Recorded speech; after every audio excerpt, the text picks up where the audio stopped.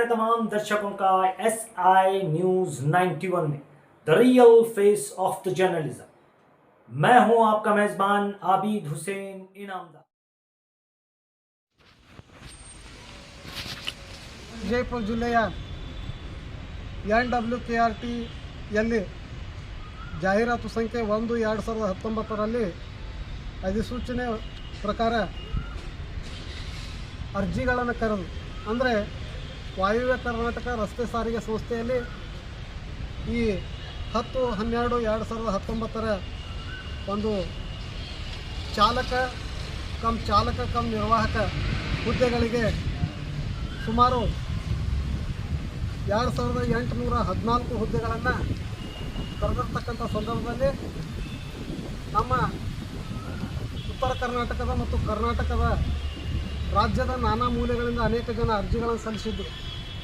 ಅಂಥ ಸಂದರ್ಭದಲ್ಲಿ ಸುಮಾರು ಅರ್ಜಿಗಳು ಬಂದು ಒಂದು 20,000 ಜನ ಪರೀಕ್ಷೆಗಳನ್ನು ಬರೆದು ಅಭ್ಯರ್ಥಿಗಳು ಪಾಸಾಗಿ ಆಯ್ಕೆ ಆಗಿರ್ತಕ್ಕಂಥ ಲಿಸ್ಟ್ನಲ್ಲಿ ಇದ್ದಿರ್ತಕ್ಕಂಥವರು ಈಗ ಸರ್ಕಾರ ಮಧ್ಯಂತರದಲ್ಲಿ ಒಂದು ಅರ್ಜಿಯನ್ನು ಹೊರಡಿಸಿ ಅಧಿಸೂಚನೆಯನ್ನು ಹೊರಡಿಸಿ ಹಿಂದೆ ಕರೆದಿರ್ತಕ್ಕಂಥ ಹುದ್ದೆಗಳನ್ನು ಕಡಿತಗೊಳಿಸಿ ಬೇರೆ ಅರ್ಜಿ ಕರಿತೀವಿ, ಆಮೇಲೆ ಆ ಅರ್ಜಿ ಹಾಕ್ರಿ ಅಂಥೇಳಿ ಅಭ್ಯರ್ಥಿಗಳಿಗೆ ಸೂಚನೆ ನೀಡ್ತಾ ಇದೆ. ಮತ್ತು ಈ ಕಲ್ಯಾಣ ಕರ್ನಾಟಕ ಭಾಗದ ಮತ್ತು ಮೈಸೂರು ವಿಭಾಗದ ಬೇರೆ ಬೇರೆ ವಿಭಾಗಗಳಲ್ಲಿ ಮತ್ತು ಕರ್ನಾಟಕ ರಾಜ್ಯ ರಸ್ತೆ ಸಾರಿಗೆ ಸಂಸ್ಥೆಯಲ್ಲಿ ಈಗ ತಾನೇ ಅರ್ಜಿಗಳನ್ನು ಕರೆದು ಅಲ್ಲಿ ಎಲ್ಲ ಹುದ್ದೆಗಳನ್ನು ತುಂಬ್ತಾ ಇದ್ದಾರೆ.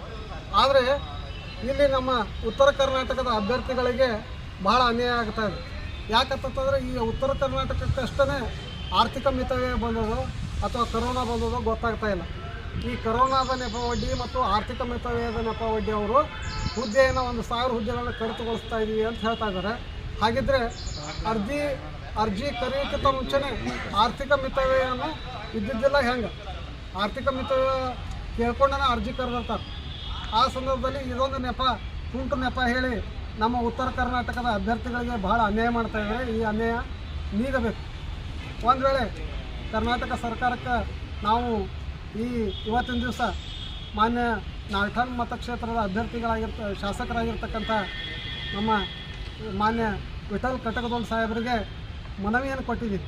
ಇದನ್ನು ಸದನದಾಗ ಪ್ರಶ್ನೆ ಮಾಡಿರಿ, ಈ ಸದನದಾಗ ಪ್ರಶ್ನೆ ಮಾಡಿ ನಿಮ್ಮದೇ ಸರ್ಕಾರದ ಸಿದ್ದರಾಮಯ್ಯ ಸಾಹೇಬರ ಗಮನಕ್ಕೆ, ಮುಖ್ಯಮಂತ್ರಿಗಳಾಗಿರ್ತಕ್ಕಂಥ ಸಿದ್ದರಾಮಯ್ಯ ಸಾಹೇಬರ ಮತ್ತು ಸನ್ಮಾನ್ಯ ಶ್ರೀ DK ಶಿವಕುಮಾರ್ ಸಾಹೇಬರ ಮತ್ತು ಸನ್ಮಾನ್ಯ ಶ್ರೀ ರಾಮಲಿಂಗಾರೆಡ್ಡಿ ಸಾಹೇಬರ ಗಮನಕ್ಕೆ ತಂದು ಈ ಒಂದು ಅನ್ಯಾಯವಾಗತಕ್ಕಂಥದ್ದನ್ನು ನಿಲ್ಲಿಸ್ರಿ ಮತ್ತು ನಮ್ಮ ಎಲ್ಲ ಅಭ್ಯರ್ಥಿಗಳನ್ನು ಭರ್ತಿ ಆಗುವವರೆಗೂ ಎಲ್ಲ ಮಾಡ್ತಾರಂತ ಅಂದ್ಕೊಂಡು ನಮಗೆ 2814 ಪೂರ್ತಿ ಹುದ್ದೆಗಳನ್ನು ತುಂಬ್ಕೋಬೇಕಂತ ಅವರಲ್ಲಿ ಕೇಳ್ಕೊಳ್ತಾ ಇದ್ದೀವಿ. ಯಾಕಂದರೆ ಇದರಲ್ಲಿ ನಮಗೆ ವಯೋಮಿತಿ ಮೀರಿದೆ. ಅವರು ಹೊಸ ಅಪ್ಲಿಕೇಶನ್ ಕರೀತಾರಂತ ಹೇಳ್ತಿದ್ದಾರೆ. ನಮಗೆ ಹಾಕೋಕ್ಕೆ ಅನುಮತಿ ಇಲ್ಲ. ಅದಕ್ಕೋಸ್ಕರ ಇದರಲ್ಲಿ 2814 ಪೋಸ್ಟ್ಗಳನ್ನು ಪೂರ್ತಿ ತುಂಬ್ಕೋಬೇಕಂತ ನಾವು ಮನವಿ ಪತ್ರ ಸಲ್ಲಿಸಿದ್ದೀವಿ. ಮತ್ತು ಇನ್ನೊಂದು ಈಗ ರಾಮಲಿಂಗಾರೆಡ್ಡಿ ಸಾಹೇಬರಿಗೆ ಏನು ಒಂದು ಪ್ರಶ್ನೆ ಕೇಳಬೇಕಾಗಿದೆ. ಈಗ ಕಾಂಟ್ರಾಕ್ಟ್ ಬೇಸಿಕ್ನಲ್ಲಿ ಎಲ್ಲ ಅಭ್ಯರ್ಥಿಗಳನ್ನು ತುಂಬ್ಕೋತಾ ಇದ್ದಾರೆ. ಕಾಂಟ್ರಾಕ್ಟ್ ಬೇಸಿಕ್ನಲ್ಲಿ ಅಭ್ಯರ್ಥಿಗಳನ್ನು ತುಂಬಿಕೊಳ್ಳೋಕ್ಕೆ ಆರ್ಥಿಕ ಸಮಸ್ಯೆ ಇರೋದಿಲ್ಲ. ಆದರೆ ಈ ಆಯ್ಕೆಯಾಗಿರುವಂಥ ಅಭ್ಯರ್ಥಿಗಳಿಗೆ ಆಯ್ಕೆ ಮಾಡ್ಕೊಳ್ಳೋಕ್ಕೋಸ್ಕರ ಆರ್ಥಿಕ ಸಮಸ್ಯೆ ಇರುತ್ತದೆಯಾ ಅಂತ ನಮ್ಮದು ಒಂದು ಪ್ರಶ್ನೆ ಆಗಿದೆ. ಈ ಕಾಂಟ್ರಾಕ್ಟ್ ಬೇಸಿಕನ್ನು ರದ್ದು ಮಾಡಬೇಕು ಮತ್ತು ಈ ಆಯ್ಕೆಯಾಗಿರುವಂಥ ಅಭ್ಯರ್ಥಿಗಳಿಗೆ ಏನದ ಅವರಿಗೆ ಆಯ್ಕೆ ಮಾಡಿಕೊಂಡು ಮುಂದಿನ ಅವ್ರ ಜೀವನಕ್ಕೆ ಒಂದು ಸುಗಮವಾದ ದಾರಿಯನ್ನು ಮಾಡಿಕೊಡ್ಬೇಕಾಗಿ ರಾಮಲಿಂಗಾರೆಡ್ಡಿ ಸಾಹೇಬರಲ್ಲಿ ಒಂದು ವಿನಂತಿ ಮಾಡಿಕೊಳ್ಳುತ್ತೇನೆ.